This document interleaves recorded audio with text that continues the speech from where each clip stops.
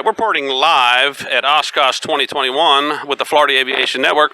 I'm Joel Weaner, and this is Nathan Butler from Bahamas Customs, and we're here to discuss paperwork that you have to do to fly to the Bahamas. Welcome. Thank you. When the pilot is pre-flighting and then doing this paperwork to come to the islands, how would somebody go about knowing what paperwork you need, where to find it, how to fill it out, and then what documents you have to have with you when you come to one of your ports of entry? Thank you, Joel, firstly for having me. The information relative to private pilots is very accessible.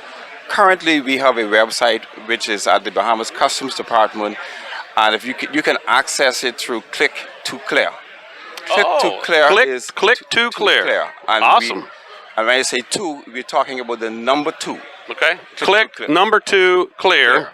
All right. That will take you to a site that would give you an abundance of information as to how to access any information relative to flying in.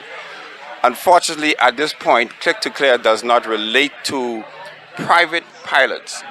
It only relates to the commercial side. The commercial side of it, yes. Okay. So we'll have your commercial paperwork that you have.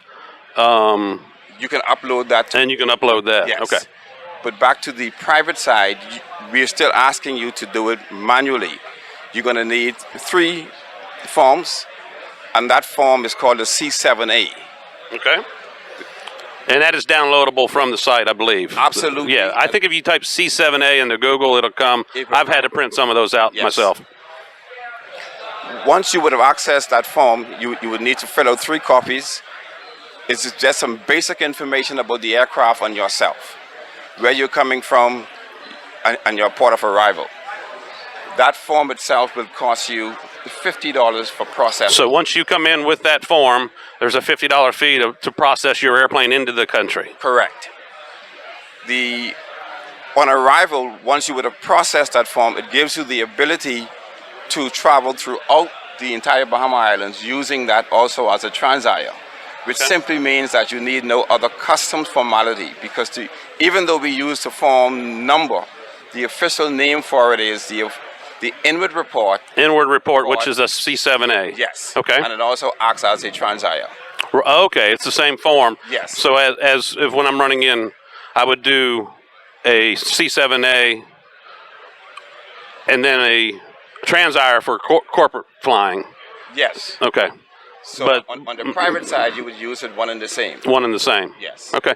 And once you enter, say you enter at Nassau, and you want to go to some other outer family islands, you only need that form, and you can go to as many islands as you want. You are correct. Is that correct? Okay. Are there landing fees at the other islands besides your immigration form as you come in? Yes, there are landing fees. And the landing fee is also dependent on the size and the weight of the airplane. I believe the light singles are anywhere from $8 to $12, and then the twins are up to $25, and the jets are obviously more than that. But, you are correct. Okay. Well, that sounds great. This pilot travel guide, how can somebody acquire this and be able to view all the information? You can also access the same information on Bahamas.com. Okay. So most of the information is also here. Okay. All right. Paperwork-wise, when you're coming into the islands, we're talking about the C7A. Now, there's some immigration forms that you have to fill out. We call them the pink slips. Yes. And each passenger has to fill one of those out on the way in. Yes. All right. Are they downloadable, or you have to have the official form? You have to have the official form, the official hard copies, and it is one per person, including the pilot, has to fill that out. You are correct. And then once you clear in, you get a copy of that back, and you keep it as your in your passport for your travel within the islands. All right. I've also, whenever we come in, there is another landing form that we fill out, and I believe that's in your pilot guide as well. That is also there. And that tells you your landing weight, the end number of the airplane, the pilot, and how many people are on board. Yes. And that would go to the customs officer, and then your pink slip would go to the immigration officer. All right. Some of your islands have FBOs. Yes. And you can process with a credit card.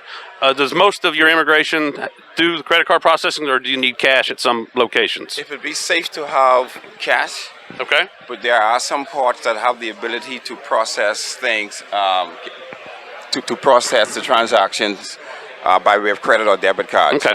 But it would be safe to have. Yeah, yes. I know some of the outer family islands. You get down to Crooked Island, and I've been down there where there was no electric. Yes. They could pump my gas off the truck, Yes. but I couldn't pay for it because you didn't have electric. So that's when you want to have some gas money. Yes. as we have. So we have the arrival.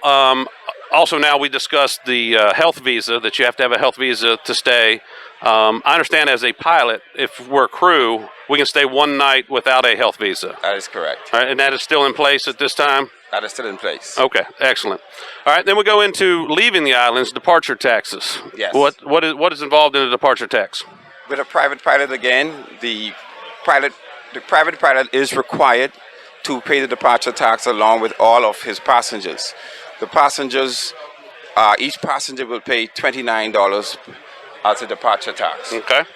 On departure, you are also required to leave your immigration card, That was the pink slip that we filled out originally. You leave that.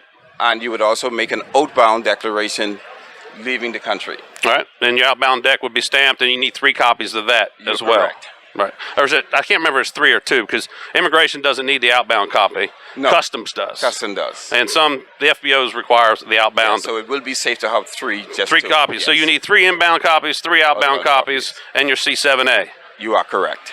Did everybody get all that? Well, it's great. I'd like to thank you for joining us at Oshkosh 2021, Nathan. And Thank you. Reporting from Oshkosh, this is Joel Weaner with the Florida Aviation Network.